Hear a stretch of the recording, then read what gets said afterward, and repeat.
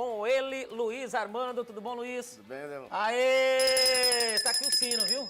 Aí, o sino não precisa, né? O Luiz é sempre bem tranquilo por aqui, mas caso chegue alguém, né?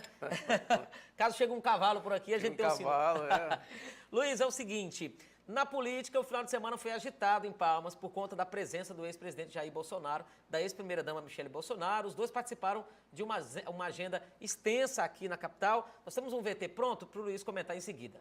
O casal Michele e Jair Bolsonaro esteve em Palmas nesse final de semana. Na sexta-feira pela manhã, o ex-presidente foi recepcionado por apoiadores no Aeroporto Internacional Lísias Rodrigues, de onde seguiu em carreata até a Praça dos Girassóis. À noite, participou de um encontro com lideranças evangélicas. E no sábado pela manhã, o casal esteve presente no encontro do PL Mulher, que reuniu representantes de vários municípios do Tocantins. Nós sabemos que nós só vamos ter uma sociedade mais justa, mais fraterna e mais igualitária quando nós tivermos homens e mulheres em igual número na política. Hoje nós somos menos de 15%. O que a gente quer não é o espaço dos homens, mas é ocupar o nosso espaço para que o olhar feminino se complemente com o olhar masculino e que a gente possa trazer para toda a população ações mais justas, uma política social que atenda às necessidades e leis que também possam estar dando condição de vida melhor para homens e mulheres.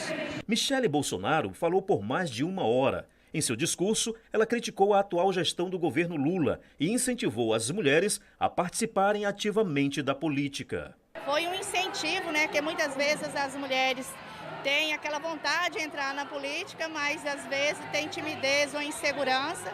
Eu acho que isso deu segurança, eu me senti assim segura. Pensei até sim, porque que eu já tive a oportunidade e não entrei. Antes nós éramos minoria, mas hoje somos maioria.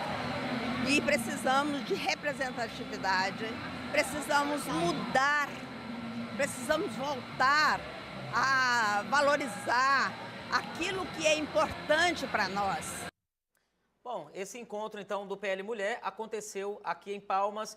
Luiz Armando, é um movimento importante para esse, vamos dizer que empoderamento feminino na política, onde outros partidos também estão movimentando. Já faz tempo que a gente ouve falar em a mulher crescer na política. Lembrando que a nossa representatividade é muito pouca ainda, né? É muito pouca. Agora, Léo, tem só um símbolo que apareceu nessa imagem aí, a dona Gilda, né? A dona Gilda, ela é mãe do senador Eduardo Gomes, que está aí no PL Mulher. Essa senhora aqui... aquela baixinha, de cabelo branquinho, né? Tem 90 anos, quase 90 anos. E ela tem uma movimentação política desde muito tempo, né? Assim, inclusive, ela foi uma das que implantou a Universidade da Terceira Idade, né? É mãe do senador Eduardo. E ela está aniversariando essa semana, né? Acho que eles estão preparando até uma comemoração, porque olha, ela é muito inteira, né? E está ativa, né? Então isso poderia ser um símbolo. E agora, esse encontro foi importante, Léo, do PL Mulher. Ali, por exemplo, além da primeira-dama Michele, da ex-primeira-dama, nós temos ali a ex-prefeita Nilma Ruiz, né? Então, que inclusive foi a candidata a vice da chapa do Tiago Andrino na eleição passada, que era a chapa do ex-prefeito Carlos Amasta, que disputa a eleição contra a Janaide Valcari este ano, né? Então, assim, são as curiosidades do encontro. Agora, do ponto de vista de representatividade, foi muito representativo, tinha muita gente, né? Assim, não sei se é porque o ambiente era um ambiente fechado, né? Mas deu muita gente nesse encontro, né? E Bolsonaro, onde ele vai, ele realmente leva pessoas, né? Há realmente um grupo aí que vai aonde ele está, né? Porque ele foi tratado como uma espécie de mito mesmo, né? Se as pessoas queriam tocá-lo, né? Tirar fotos com ele. Agora, Luiz, e falando em Bolsonaro, você trouxe aqui na sexta-feira uma situação que nem eu sabia, né? Teve um deputado do PL que não foi tão bem-vindo, vamos dizer assim, será que foi esse o termo, na comitiva esse final de semana? Foi isso mesmo, Luiz? Agora nós vamos mostrar com as imagens, porque o Luiz trouxe em primeira mão, e eu falei que não tinha visto ainda, depois a gente teve acesso a essas imagens aqui, mostrando de fato o Filipinho, né? Nesse momento aqui, o que se apurou de lá para cá? Ele já resolveram a situação ou continua na mesma?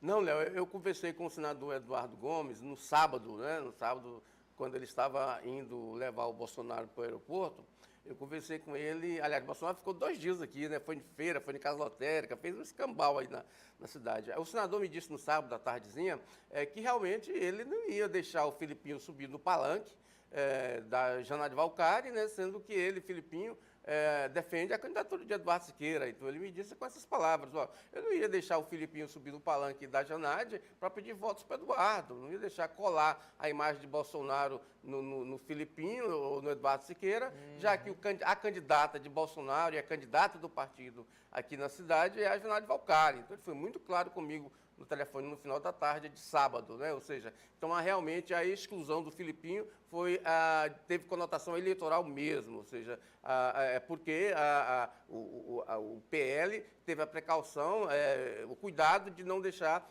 que o Filipinho, que era, evidentemente, que seria a vontade do Filipinho de colar a imagem dele no Jair Bolsonaro e, assim, com isso, levar algum ativo a Eduardo Siqueira, que é do Podemos, né, um partido também da base de Bolsonaro. Mas a candidatura do PL já está escolhida, que é a Janaína Valcari. Então, ele me disse que realmente a decisão foi dessa forma.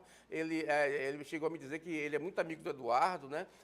Mas o que está em jogo é a disputa eleitoral, né? Ou seja, ele defendeu o Eduardo Siqueira aí, talvez já pensando no segundo turno, né? Porque se der segundo turno, ele vai precisar de aumentar o número de votos da candidata, né? E o Podemos e o Eduardo pode vir a ser um aliado, um potencial aliado no segundo turno, né? Se a Janaína passar para o segundo turno, o Eduardo não passar. Agora, Léo, essa questão, ela tem o ônus e tem o bônus também, né? Porque também essa questão elimina os evangélicos da Madureira, por exemplo, porque o Amarildo Martins ele é muito conhecido, né? Eu conheço o Amarildo Martins desde o começo da cidade, então, desde que ele foi diretor do Detran e depois foi vereador. Então, ele vem construindo essa questão na Igreja Madureira há muito tempo, né? E ele, como deputado federal, ele não deixa, ele não é uma pessoa de deixar passar. Eu acho que ele deve ter considerado isso uma humilhação. E certamente ele vai querer dar o troco, né? Vai querer tomar uma atitude em cima dessa ação política de não deixarem o Filipinho subir no carro. Realmente foi isso aí, porque ficou muito feio. As imagens são muito claras, né? Fica muito feio para o Filipinho. Agora, eu acho que ele, assim, ele deveria pensar nisso também, né? E não ir lá para poder ser, ou talvez fosse essa mesma estratégia de tentar se transformar de vítima. Bom, inclusive, há também umas situações em que Filipinho talvez não estaria tão votando ali, estaria contrariando o partido em algumas situações, em votações lá na Câmara, né? Votações importantes, que não seguiria essa orientação. Não seria talvez o momento, se o Filipinho está caminhando nesse rumo, e além dessa polêmica agora em Palmas, dele repensar partidariamente também como é que ficaria a situação dele? Léo, veja bem, tem 2 questões que você tocou aí. A questão da votação, né? Ora, eles falaram que era a questão do DPVAT, né? Ora, o Vicentinho Júnior, que estava lá em cima do carro, ele votou a favor do DPVAT. De 8 deputados federais do Estado, 7 votaram a favor da volta do DPVAT e contra Bolsonaro, evidentemente, nesse aspecto, que Bolsonaro é contra a volta do DPVAT. Então, não há explicação para tirar o Filipinho ali de cima do carro em função de votação na Câmara dos Deputados. Ou seja, porque a maioria da bancada tocantinense é bolsonarista, mas em alguns projetos vota contra o projeto de Jair Bolsonaro. Então, essa questão, acho que ela não faz muito sentido. Entendi. Não, né? Luiz Armando, o governo do Tocantins está com mais dinheiro na conta? Engordou a conta? Me conta. Pois é, rapaz. O Luiz sempre diz, é tudo motivador. O governo tem. Me conta. Pois é, essa questão do governo de estar recebendo dinheiro, os outros governos também recebiam, porque o FPE é constitucional, né? O que há de diferente é a administração das receitas, né? As pessoas, o povão sempre diz que o que faz a pessoa enriquecer não é a receita, é os gastos. Uhum. Ou seja, se você ganhar 10 e gastar só 1, você vai enriquecer. Agora, se você ganhar 10 e gastar 12, você fica pobre, né? Agora, o governo Tocantins ele tem recebido proporcionalmente os mesmos recursos que ele sempre teve nos outros governos. Só que o atual governo está administrando melhor os gastos. E aí por isso que sobra dinheiro. Ou seja, o governo, no caso específico dessa receita que caiu hoje, que é do Fundo de Participação dos Estados, Se você, o Fundo de Participação dos Estados estava no viés de queda, ou seja, o ICMS é que está subindo, o FPE está caindo, agora está começando a recuperar. Então, assim, mas é muito dinheiro que está entrando, né?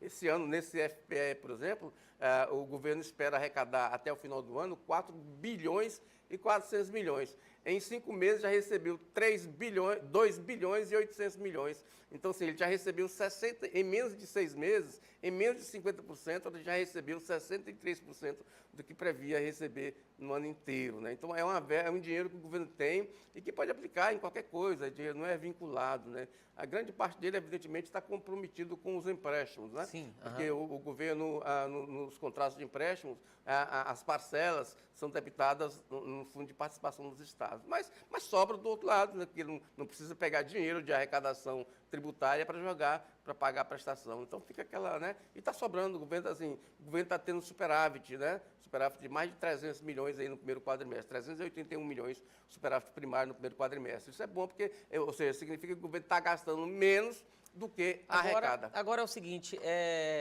eu fico imaginando aqui, você sempre traz esses números muito positivos do governo, e aí, é claro, é baseado em pesquisa, baseado em realidade, baseado nas informações que você pega lá, né? Se fosse negativo, gente, sempre que é negativo, o Luiz Armando sempre apontou aqui também. Ou sempre quando esse investimento ele vai para o que não é. Então, aqui é isenção total. Mas, dias atrás, ô Luiz, o governo fez um empréstimo. E aí a gente fica imaginando, se a gente tem aí esses superávites, por que fazer empréstimo? Teve um empréstimo aí para modernização da máquina, exato, uma coisa assim. Exato. Eu sempre, no meu blog, eu sempre pontuo essa questão, que o governo não teria necessidade de fazer empréstimos, né? Ou seja, por quê? Porque se ele tem superávit, se tem disponibilidade de caixa, então ele poderia aplicar esse dinheiro aí em investimentos do que comprometer a poupança futura da população. Porque quando você pega um empréstimo de 10 anos, você está comprometendo a receita de daqui a 10 anos. Né, de gerações futuras. Então, a ideia que seria racional seria o governo pegar esse dinheiro, esse superávit, né, e aplicar em investimentos. O governo tem aplicado pouco no Estado, os investimentos têm sido pouco. Né? Assim, ele tem projetado grandes investimentos no ano e feito pouco investimento. No ano passado ele fez mais que no ano atrasado, mas ainda está muito pouco investimento. E ele disse que esse dinheiro é para aplicar em investimento. Então ele já conseguiu empréstimos na Assembleia de 1 bilhão e 700 milhões. Só que esse dinheiro vai entrando pouco a pouco, né? O governo, é um crédito lá, o governo pega o tanto que quer, e esse ano ele já deve ter pego uns 300 milhões já. Obrigado, Luiz. Ó, aê! O sino tocou, gente. Obrigado, Luiz. Até amanhã. Pelas informações. Amanhã tem mais Luiz Armando, mais bastidores da política, mais cara de cavalo, mais Léo Cândido. À noite tem